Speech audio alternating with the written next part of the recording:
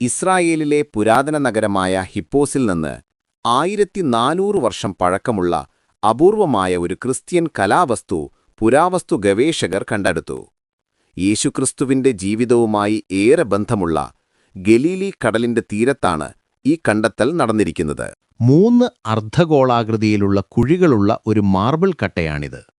ഇതിന് സമാനമായ മറ്റൊരു വസ്തു ഇതുവരെ ലോകത്തെവിടെ നിന്നും കണ്ടെത്താത്തതിനാൽ ഇതിനെ സമാനതകളില്ലാത്ത കണ്ടെത്തൽ, അതായത് നോ നോൺ പാരലൽ എന്നാണ് വിദഗ്ധർ വിശേഷിപ്പിക്കുന്നത്. പുരാതന ക്രിസ്ത്യൻ മാമോദീസ ചടങ്ങുകൾക്കായി വിശുദ്ധ തൈലങ്ങൾ സൂക്ഷിക്കാനാണ് ഇത് ഉപയോഗിച്ചിരുന്നതെന്ന് കരുതപ്പെടുന്നു.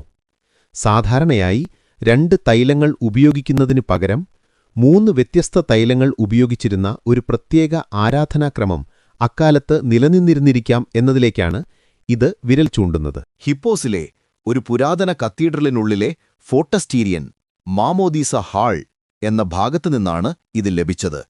AD 749-ലുണ്ടായ ശക്തമായ ഭൂകമ്പത്തിൽ തകർന്നടിഞ്ഞ പള്ളിയുടെ അവശിഷ്ടങ്ങൾക്കിടയിൽ ഇത് സുരക്ഷിതമായി നിലകൊള്ളുകയായിരുന്നു. ആദ്യകാല ക്രിസ്ത്യൻ വിശ്വാസികളുടെ ആരാധനാരീതികളെക്കുറിച്ചും മാമ്മോദീസ ചടങ്ങുകളിലെ പ്രാദേശിക മാറ്റങ്ങളെക്കുറിച്ചും കൂടുതൽ പഠിക്കാൻ ഈ കണ്ടെത്തൽ സഹായിക്കുമെന്ന് ഗവേഷകർ വിശ്വസിക്കുന്നു.